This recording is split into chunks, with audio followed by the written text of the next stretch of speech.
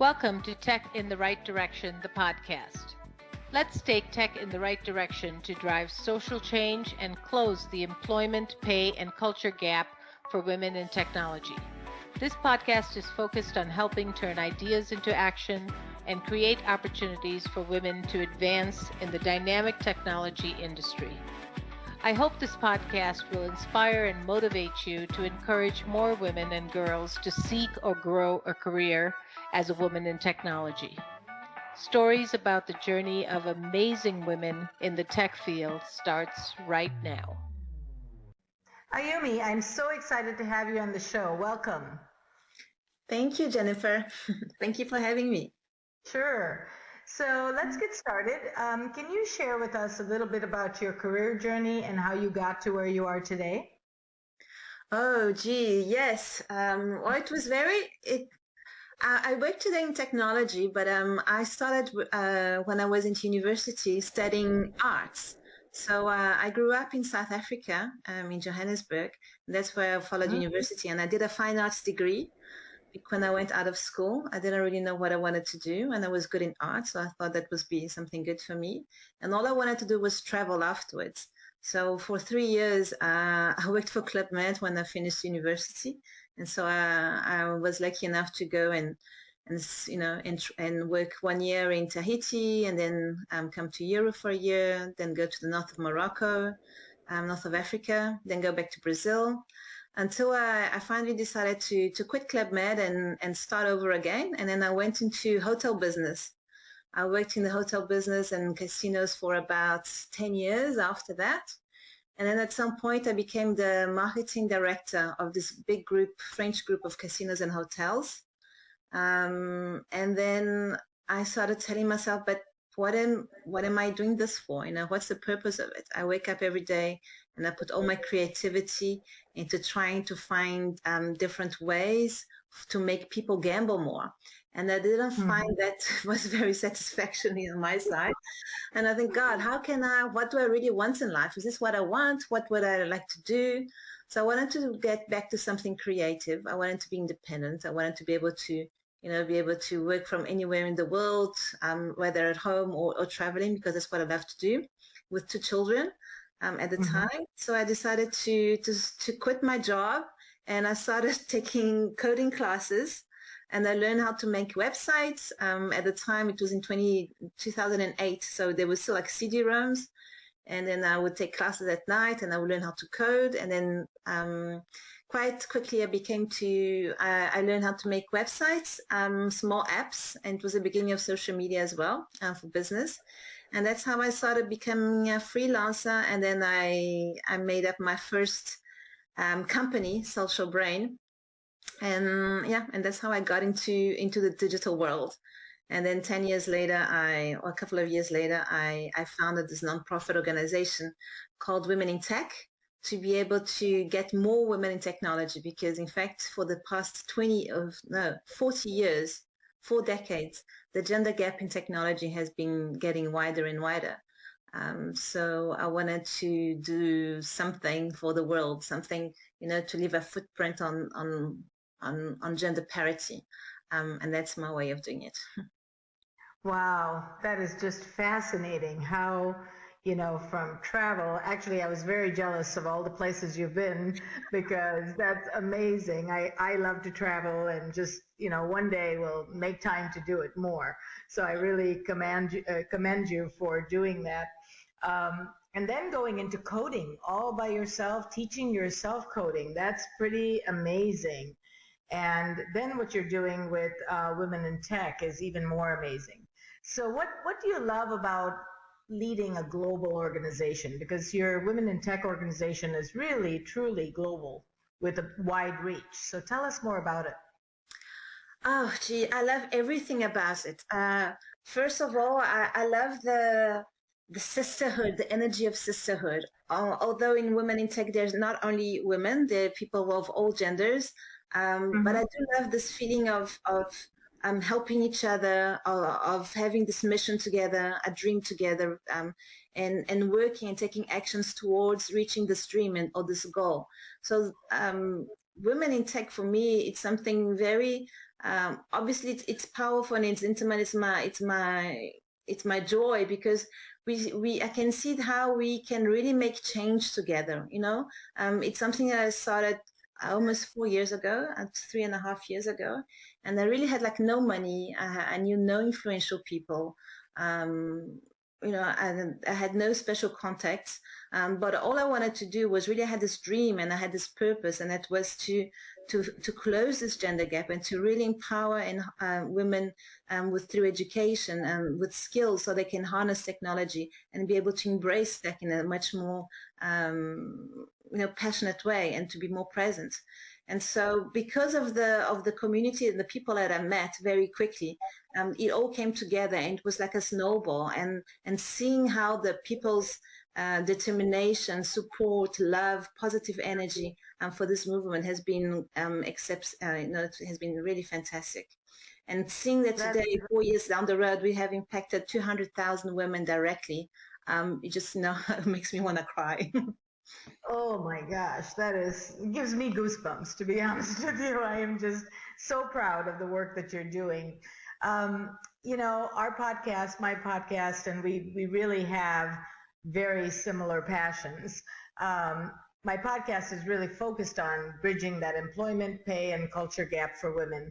What are you seeing in the industry today? Are we making any strides towards closing that gap, or are we going the wrong way?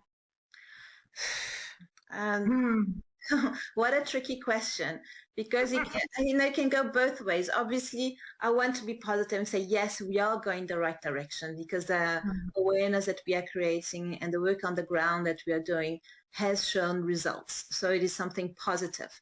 However, we didn't expect, or no one expected, the pandemic that we're going through.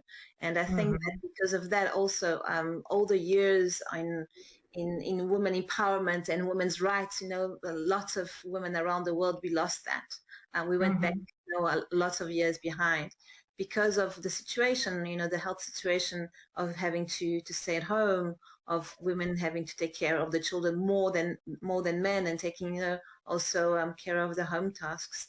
It has been shown and has been proved that we really, really were the ones who kind of lost the most, who had the most work at home, and the ones who were first to lose their jobs, and also the ones in the most unprivileged areas that had less access to internet or to any mobile devices or to computers. So they were the ones really left behind.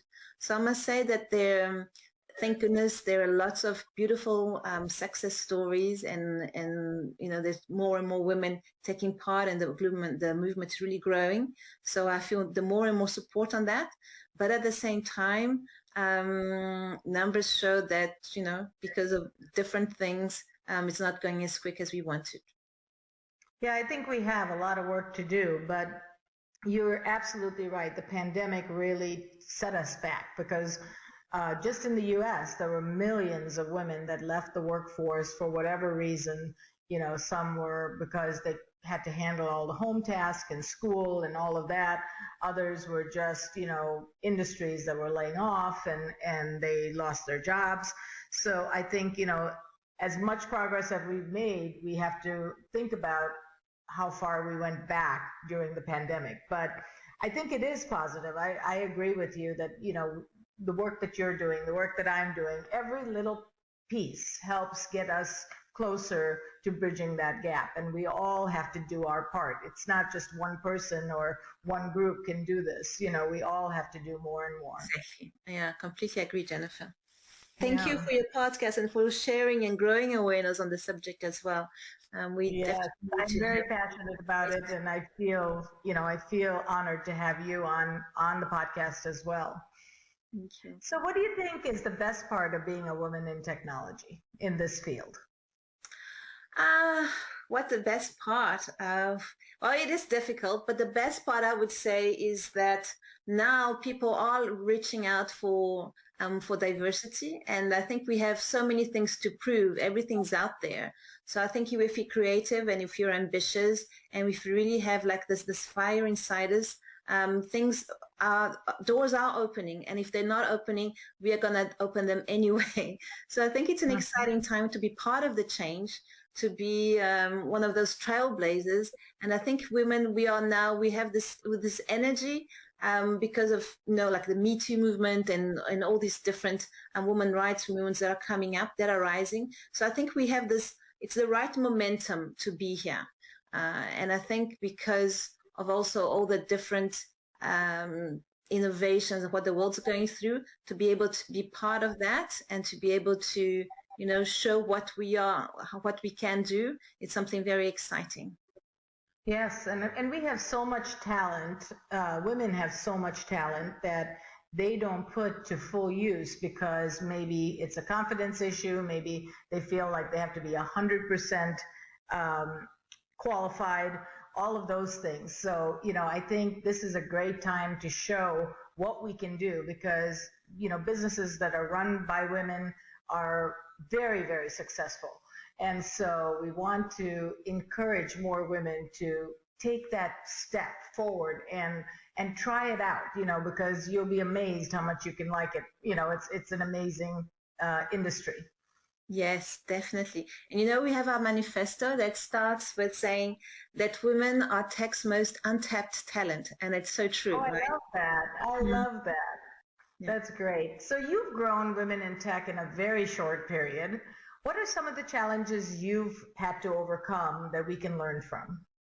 Gee, there were so many. Oh, God. Top two. Podcast top three. It started like maybe from the beginning. As I said, I had no money and then no one. So for people first to take you seriously, they think yes. I said okay. So I asked for help first because I said, let me try and learn from people who have done it before. And I reached out to a couple of people, and even women and men. They both said to me, start small, start here in your local city where you are, and then just grow slowly and see how it goes. And then don't try and go big right away because that will never work. And I said, well, if I look at it that way, we're going to be here in 2,000 years. We're still going to be here, but I won't be there anymore to do anything, to be part of this change, right? It has to go much quicker. So I said, okay, well, I'm going to start this global right away because it's a global problem, right? So we have to find global solutions and we have to get the global community involved right away. So I would say the first was being taken seriously and not following the rules like as if they were suggested. Getting finance, that was a huge problem as well. Although we are a non-profit, the first event that we did was like the Global Awards in Lisbon so that we could get some awareness. And I thought that because we were going to be celebrating and rewarding the most wonderful women from their achievements from around the world, we're going to have lots of partners or sponsors or people that would like to support that. And in fact, there was no one. So I paid 30,000 euros by myself. And I tried to sell T-shirts in front of Web Summit. I remember, I think, oh God, at least maybe selling T-shirts, people are going to come and help. And when Web Summit saw that, they almost called the police. The police came and said, do you have any, do you have the papers to be able to sign, are you allowed to sell T-shirts? I said, not really. I said, well, show me your papers, please. Show me your passport. And then I said, no, don't worry. I'm going to be getting out. And I had my baby. It was like a 1-year-old baby. He was on my kangaroo in front of me. And I had like my team with me. And then I just picked up, I was like in tears. I picked up all the T-shirts and said, okay, let's just go home and just go. And when we were going home, I had rented a car because of the T-shirts and the baby. I had too much stuff. And the car was getting towed away. And I thought, oh my God, when is it going to get easier, But well. Oh my gosh.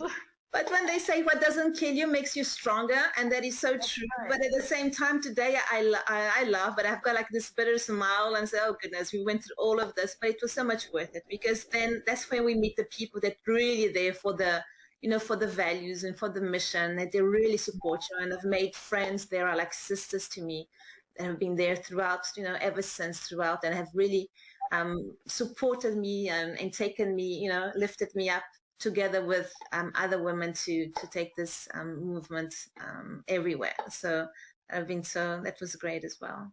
And there were so many different ones, trying to get also a loan. I remember going and I said to them, to my bank. And although I have been an entrepreneur for over 10 years, I've never had, it's quite a successful small enterprise.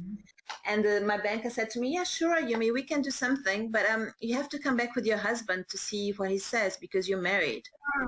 So I said, I'm sorry, I'm the entrepreneur.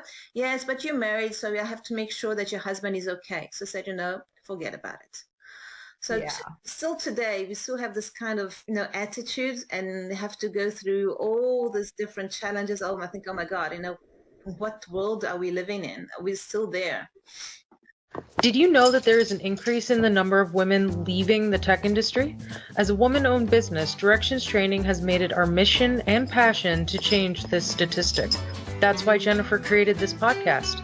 We showcase insight from everyday women for everyday women in the tech industry. Do you know other people that would benefit from tuning in?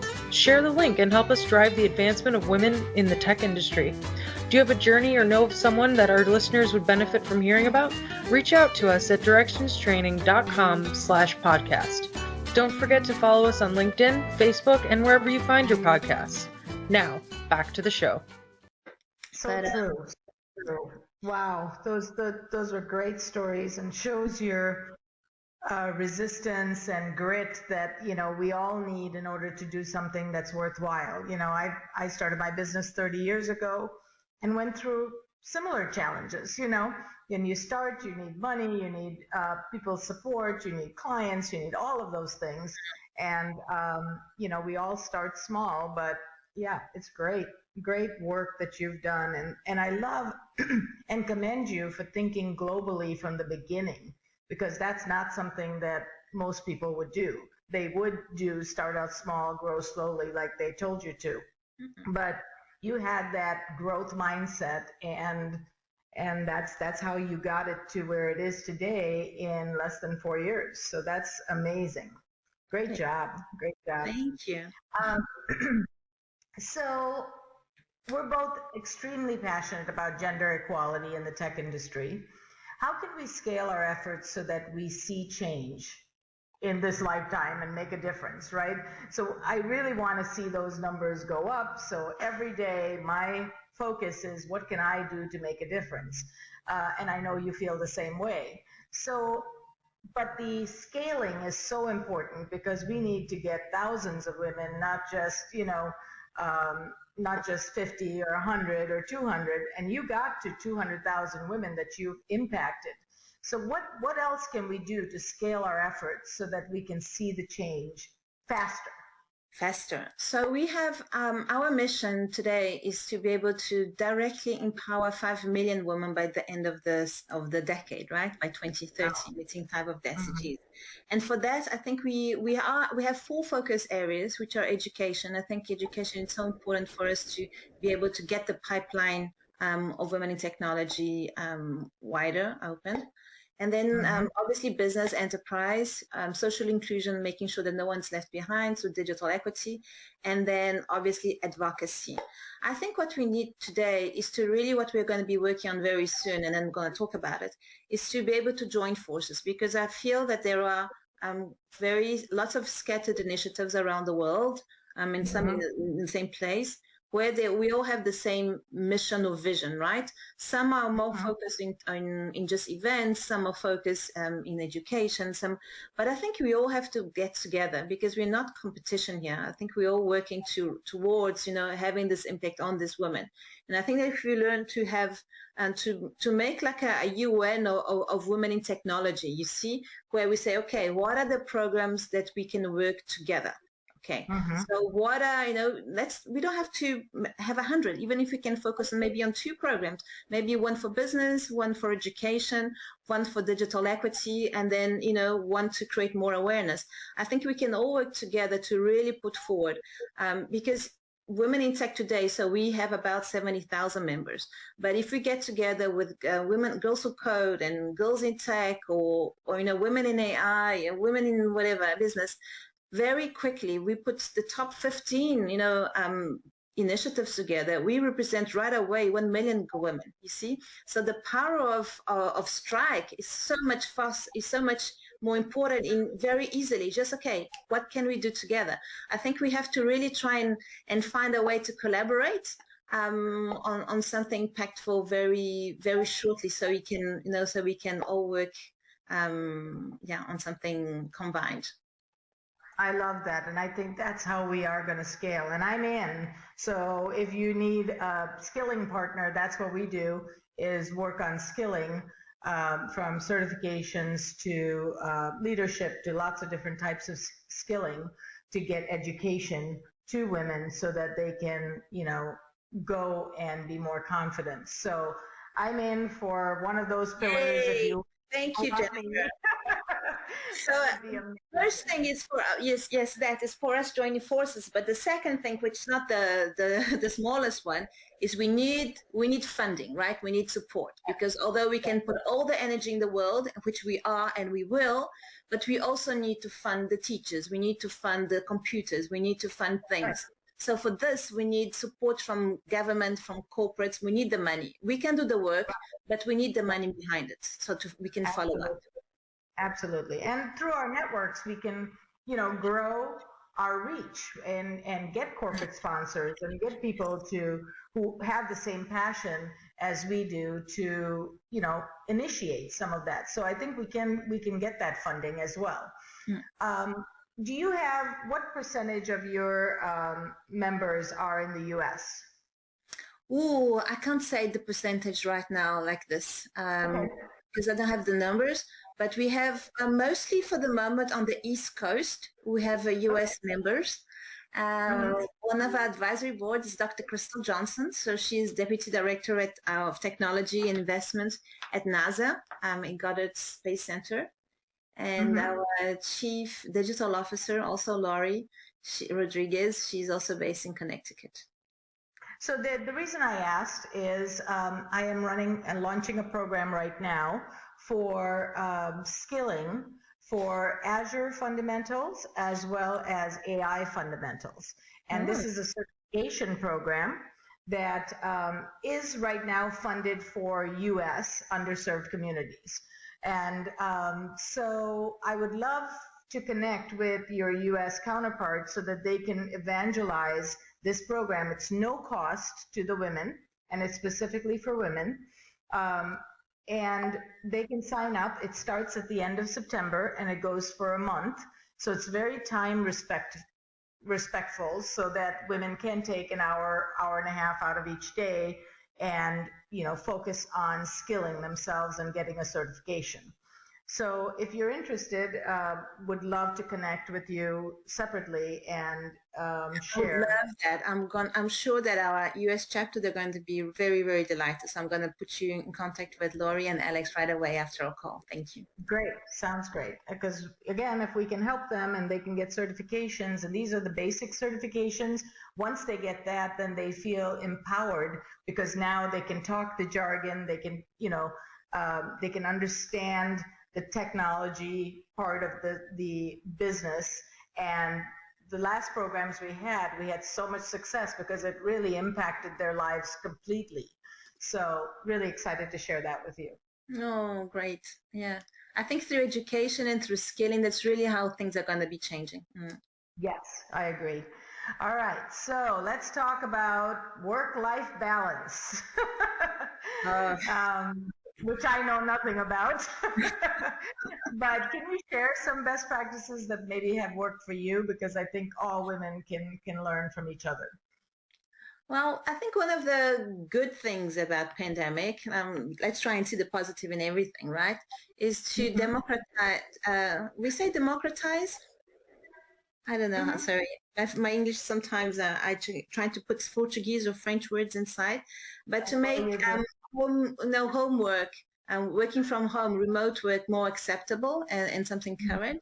And I think this for women is something very, it's really good. One of the reasons when I went into tech, in 2008 for that was I wanted to be able to work from anywhere. So I think for your life balance, it's good. Obviously, if you want to, but I think to be able to to be able to travel and to be able to take care of, be more flexible with the hours because of for your children, for the family, or even if you have other passions, if you want to do sport or if you want to do, some arts or anything else. I think to be able to own your own time and be flexible about it, that's the best thing, companies and you can do to be able to be performant as well, because this way you can really try and fit in all the passions and the things that you have to do, whether it's home tasks, family, or, your own passions. So I think that's a good thing. I think you have to, I don't know.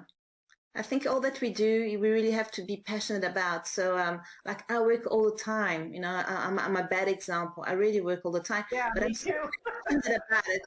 For me, it's not work. So people will tell me, "No, Ayumi, come on. You're working all the time. You have to rest." I said, but for me, it's not work.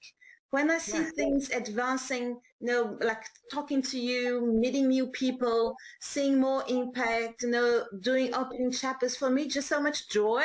It's on the contrary, it's like a present, like your efforts are being recognized and your efforts have, are bringing up their fruits. So maybe just finding passion and then making sure that you don't leave your family behind. I think that's the main thing. If you can have an eye on the family, because that's also the basics. That's the meaning of everything as well for me. Yeah, anyway. I think you have to be passionate about your work. You have to love what you do. And one of the things I say is that, there is a mixture and a blend between work and home. You have to blend it. Otherwise, it'll make you crazy. So if you need to take your child to the doctor at 10 o'clock in the morning, then you need to do that. Other times you might have to work on the weekend, then you do that. So you kind of balance it out. And that gives you less stress. I think in the old days, we used to be like 8 to 5, and you just did work and then you just did home. And today that doesn't work as well.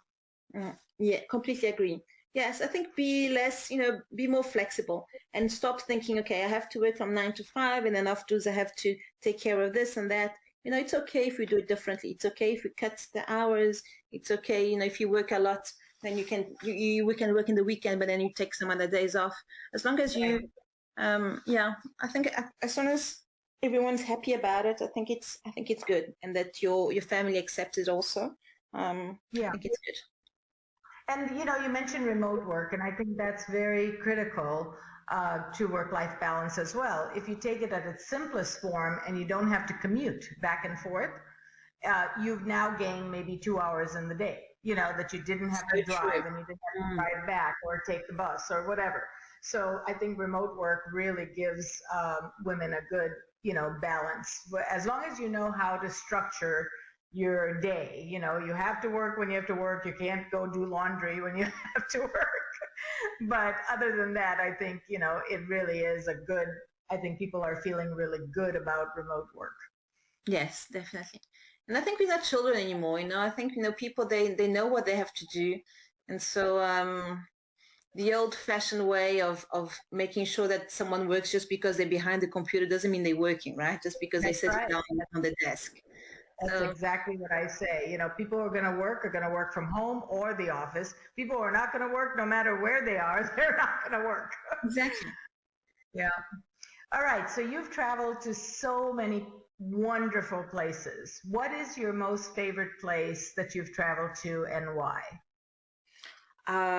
That's a tricky question, and I can't answer just one because. Yeah. Okay, that's fine. So I'd say, well, Brazil, because that's where I was born. And I feel that in Brazil, you have so much this love for life that is contagious. And I love that. Africa, that's where I was born. So it's my second home. And I think there is something very special in Africa.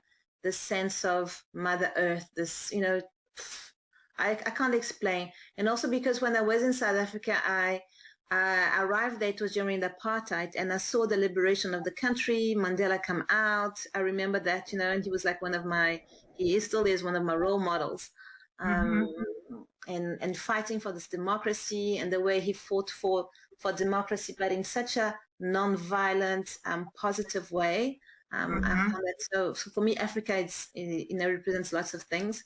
Tahiti, maybe the most beautiful place, like just for the coconut and the sea, I think it's Tahiti. Polynesian Islands, I think it was one of the most beautiful places I've ever seen. And then obviously when I saw the desert for the first time, oh my God, I thought I was, okay, I can die now. It was in the UAE, in Sharjah. I said, okay, I've seen the mountains, I've seen snow, I've seen this, and now I've seen the desert. Okay, life's good. Oh my gosh, you mentioned all the places that are on my bucket list. So once travel starts again internationally, I'm going. That's awesome. All right, so in closing, what advice would you give to a woman considering a career in tech? I would say reach out to a community, to other women that are already in technology to find out more about it, because there's so many different things that you can go into tech. Tech doesn't mean just coding. Tech can be so many different things, from project management to UX design to blockchain. So I think maybe come to Women in Tech. So it's women-in-tech.org, and there's a button saying get involved, and once you're there you can join the community, and we have lots of different network and meetups where we just talk about the possibilities that there are, so that they know what's out there, and then once they find out what they want to do, so we can help them out, so they can find help to get them there. So either in skilling, as you said, exactly, or is it going to be, I don't know, finding some other program, or is it finding a mentor? I think the best thing to do is to get into the community so that we can help, and then they can ask all the questions out and get support. I think it's important. That's great. Yeah, that's great advice, to just get into the community where you can ask questions, where you can learn and see if that's the right fit for you. Exactly. Ayumi, this was amazing. It's such an honor to have you. Thank you for taking your time. Could you share with our listeners how they can get a hold of you? Yes, so I am, mostly on social media, I think. So either on LinkedIn, I'm pretty much present, or basically on LinkedIn. If you go to LinkedIn, you put my name, you find me, and I kind of answer quite frequently the questions or the messages. So please feel open to reach out there. Perfect. Well, thank you again. It was an honor to have you, and I look forward to having you as a guest in the future. Thank you so much. It was a pleasure. Thank you. Thank you for listening to Tech in the Right Direction. Please take a minute to subscribe or follow so that you never miss an episode. Also, don't forget to like, share, and comment. Thank you. See you next week. From IT skill enhancements to end-user adoption training, Directions Training is your resource to help optimize the effectiveness of your technology investments. Over 500,000 students have taken advantage of our wide selection of technology and business training solutions, covering the most popular applications today, such as Microsoft 365, Azure, Windows 10, and more. As a podcast listener, we invite you to take advantage of an exclusive offer. Receive 30 days of free access to our Microsoft official curriculum, on-demand courses for IT professionals or end users. Visit us at www.directionstraining.com/podcast to claim this offer today. Hurry, this offer is only available for a limited time. Success is a journey. Ask for directions.